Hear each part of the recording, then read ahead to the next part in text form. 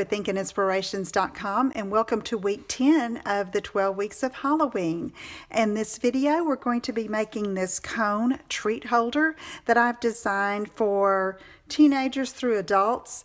And if you make several of these, say that if you're having a party, they look really cute set out on a table with one lined up next to each other. You can make a full circle if you'd like, but they're just really cute and they're fun to make. So we're going to be using the Spooky Sweets bundle from the Stampin' Up! Holiday catalog. And let me show you what we need to get started. I'm going to put this aside. I started with a 6x6 piece of Designer Series paper. Now I also have some other smaller strips of paper. Let me show you. On this particular pattern, this is the cone, but I also cut like this strip of stripes off and this strip of spiders, and I even use this strip of dots on another project. But I just cut about a 3.5 to 4 inch piece of some of these, and this is another print from that Toil and Trouble Designer Series paper, which is also where this is from. And I'm just going to take my paper snips and banner cut the ends, okay? And it doesn't matter if they're the same length or not. And sometimes you can just, this one I'm just going to cut at an angle. And this is just to give that a fun look on the front of that cone.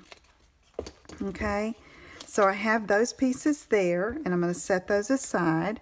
And then I also have a piece of that black glitter ribbon from the holiday catalog. This is about 7 inches long, and this is the Granny Apple Green, that ribbon from the Stampin' Up! Annual catalog. I cut that about 6.5. And again, the length doesn't matter. It just depends on how long you want it to hang down below your little doily here. Okay, so those are all going to be stapled onto the cone at the same time. Okay, so I'm going to set that aside and let's get the cone made. So on this square piece, 6x6, on the wrong side, I take a piece of tear and tape and go down what I'm calling the left-hand side, okay? And then just go ahead and peel that off. Now, you're going to take this and you're just going to start rolling, okay? I just roll it. And I try to get a closed bottom. It doesn't always work exactly right, but you don't want it too big where if you have something small in there, you don't want it falling out. Okay? So give that a good press. There's my cone. And then what I did on this one, and I just took this pointed in here and folded that down inside. Okay? So there's the makeup of the cone. Easy peasy, right? Okay, so now I have one of the pearlized doilies from the annual catalog. I'm going to turn it around on the flat white side, and I'm going to use some pumpkin pie ink and a sponge, or you can use a sponge dauber. I use the sponge for the sample, but I'm going to try the sponge dauber this time and see if that's any. I think I like that a little better. And just, you know, you can work out from the center and give that doily on the side that's not pearlized. I find it colors easier and dries quicker. And just give yourself the color doily that you need. Okay? Isn't it great what we can do with our inks? I just love it. Okay. Okay, I want to get the center here. So I'm going to go around again because I want that a little darker. Stroke it just one way, okay, like a brush stroke going from the center out. It's less likely to tear or wrinkle up. Okay, let's see. Okay, I call that good. All right. So now these are going to go all on at the same time, and you can use any stapler for this, any desk stapler. And I'm going to put I like the black glitter ribbon in front because it kind of accents that granny apple. I'm going to put the cats in the back. But, you know, just whatever's pleasing to your eye. Okay, and then I'm going to call this the front, okay, and come up here to the top. And I call that the front because that seam is in the back, okay? And then take your scissors and catch all of those layers. And I think I did it that time. Good. Now I'm going to take this one, and you could glue it, but I really don't want to have to wait on it to dry. So I'm going to staple it again. We're going to cover this. And again, this is for teenagers through adults because you don't want to be stapling a treat for a youngster that could either, you know, get that off of there and hurt themselves or cut themselves with it. Okay? All right, so there's that. Now we're going to do a little stamped image here. So let's get Whisper White cardstock, some Memento black ink, and this says, "No tricks, just treats." And then I'm going to use the 1 1/8 scallop circle punch and center that, punch that out. Okay, and then I need a scrap of basic black, and so this is the 1 3/8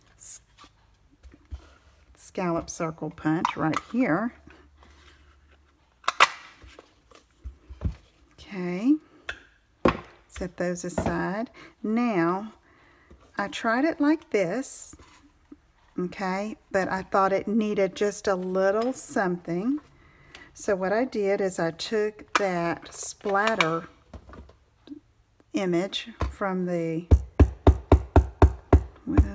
Spooky Sweet set, stamped off. This is pumpkin pie, and then stamped over it.